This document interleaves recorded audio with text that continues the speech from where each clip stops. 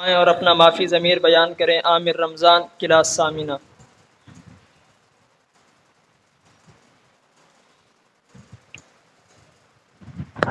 نحمده ونصلي على رسوله الكريم اما بعد، قال الله تعالى في القرآن المجيد: يا أيها النبي قل لأزواجك وبناتك ونساء المؤمنين۔ حضرات، اللہ رب العالمین نے انسان کو عقل اور فہم و فراست عطا فرمائی۔ یہ عقل انسان کو باقی تمام مخلوقات سے ممتاز بناتی ہے، لیکن اگر یہی عقل انسان کی خواہشات کے تابع ہو جائے، انسان کے جذبات کے تابع ہو جائے، تو پھر انسان سوائے ایک خاکی پتلے کے اور کچھ نہیں ہوتا۔ اگر آپ تاریخ اسلام کا مطالعہ کریں، زمانہ جاہلیت کے ادوار کو دیکھیں، تو یہ بات واضح نظر آتی ہے کہ اسلام سے قبل، نبی علیہ السلام کی نبوت سے قبل، کفار مکہ نے عورت کو کس طرح ذلیل و رسوا کیا ہوا تھا۔ کفار مکہ نے ایک عورت کو اپنے پاؤں کی جوتی سمجھا ہوا تھا، انہیں پیدا ہوتے ہی زمین کے اندر دفن کر دیا جاتا تھا، انہیں صرف اپنے پاؤں کے نیچے روندا جاتا، انہیں استعمال کیا جاتا تھا اور پھینک دیا جاتا تھا۔ اسلام نے ایک عورت کو عزت دی، مقام دیا، عورت کو ماں، بہن، بیٹی یہ سب بنا کر اس کے قدموں میں جنت، اس کے قدموں کے نیچے جنت رکھ دی۔ یہ عزت، یہ مقام اگر عورت کو کوئی مذہب دیتا ہے تو وہ دین اسلام ہے۔ حضرات، آج اس ماڈرن دور کے اندر وہی عورت کہ جسے اسلام نے عزت دی، اسلام نے مقام دیا، آج وہی عورت یہ نعرہ بلند کرتی ہوئی نظر آتی ہے کہ میرا جسم میری مرضی، کہ مجھے اسلام سے، اسلام کی پابندیوں سے آزادی دی جائے۔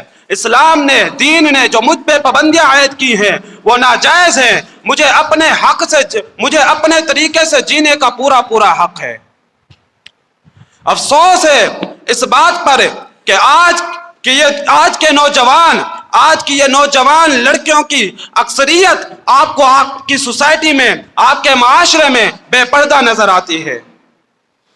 حضرات، کفار نے اپنی بیٹیوں، اپنی بہنوں، اپنی ماں کو کمانے کا ذریعہ بنایا۔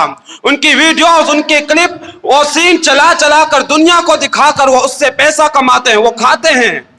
پھر بنت حوا کی، یہ بنت حوا آدم کی بیٹیاں، مسجد نبوی کی بیٹیاں، مسجد نبوی کی زمین پر ماتھا ٹیکنے والی، یا ایھا النبی قل لازواجک وبناتک ونساء المؤمنین، اے نبی کہہ دیجیے اپنی بیویوں سے، اپنی بیٹیوں سے، ونساء المؤمنین اور مؤمنوں کی عورتوں سے بھی، کہ اپنے اوپر پردے کو لازم کریں۔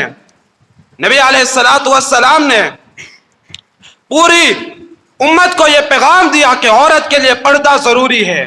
جب یہ آیات نازل ہوئی، مدینہ میں رہنے والی صحابیات نے راتوں رات اپنے لیے پردے تیار کیے، اپنے عبائے تیار کیے تاکہ ان کو اپنے اوپر پہن سکیں، ان عبائے کے ذریعے سے اپنی حفاظت کر سکیں۔ مگر افسوس کہ آج کے یہ نوجوان نسل یہ سمجھتی ہے کہ یہ عبایا جو اس کی عزت کا ضامن ہے، جس نے اسے محفوظ رکھا ہے، جو اس کی حفاظت کا ضامن ہے، کہ یہ ان کے لیے وبال جان ہے۔ اور حیرت اس بات کی ہے کہ وہ ماں باپ، وہ بھائی، وہ بہنیں، وہ بھی اپنی بہنوں کو، اپنے گھر والوں کو اس چیز کے لیے بڑا فخر کرتے ہیں کہ ہماری بہن، ہماری بیٹی کالج میں جائے یا یونیورسٹیوں میں جائے تو اس کے سر پہ عبایا نہیں ہوتا، اس کا دوپٹہ اس کے گردن میں لپٹا ہوا ہو، وہ اس چیز پر فخر محسوس کرتے ہیں۔ نبی علیہ السلام نے فرمایا کہ ایک دیوس انسان، بغیرت انسان، کہ جس کے اندر غیرت نہیں، وہ جنت میں داخل نہیں ہوگا۔ سیدہ فاطمہ رضی اللہ تعالی عنہا، نبی علیہ السلام کی سب سے زیادہ چہیتی بیٹی، جب ان کی وفات کا وقت آیا تو اپنے شوہر جناب علی رضی اللہ تعالی عنہ سے کہا، علی میں مر جاؤں، جب میں فوت ہو جاؤں تو میرے جنازہ بھی رات کی تاریکی میں اٹھانا. میں نہیں چاہتی کہ کسی غیر محرم انسان کی نظر میرے جنازے پر پڑے. ٹائم کی قلت کے پیش نظر اسی پر اختتام کرتے ہیں. زندگی رہی تو انشاءاللہ اسی موضوع کو آگے چلائیں گے. اللہ رب العالمین سے دعا ہے